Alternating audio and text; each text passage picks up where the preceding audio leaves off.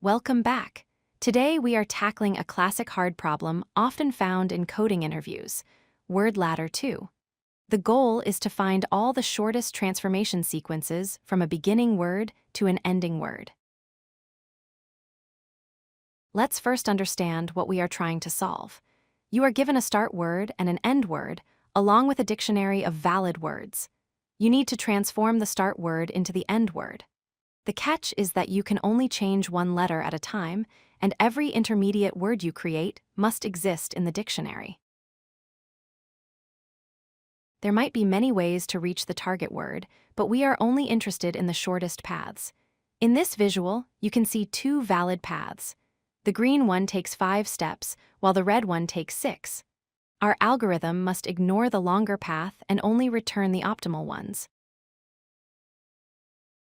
The best way to visualize this problem is using a graph. Treat every word in your dictionary as a node. If 2 words differ by exactly 1 letter, draw an edge between them.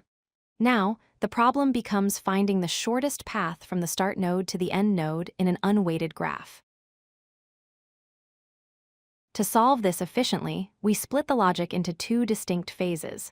First, we use breadth-first search, or BFS, to discover the shortest distance. While doing this, we build a special map to remember the parents of each word. Second, we use backtracking, or depth-first search, to reconstruct the paths using that map. In the BFS phase, we process words level by level. We start at level 0. All words reachable with one change are level 1, then level 2, and so on. Crucially, we store a parent map. For example, if we reach dot from hot, we record that hot is the parent of dot. If multiple words lead to the same target at the same shortest level, we record all of them. Once BFS reaches the end word, we switch to phase 2. We start at the end word, cog, and look at our parent map. We see it came from dog and log. We branch out recursively, tracing backwards until we reach the start word hit. This allows us to collect every valid shortest path. This is a computationally expensive problem.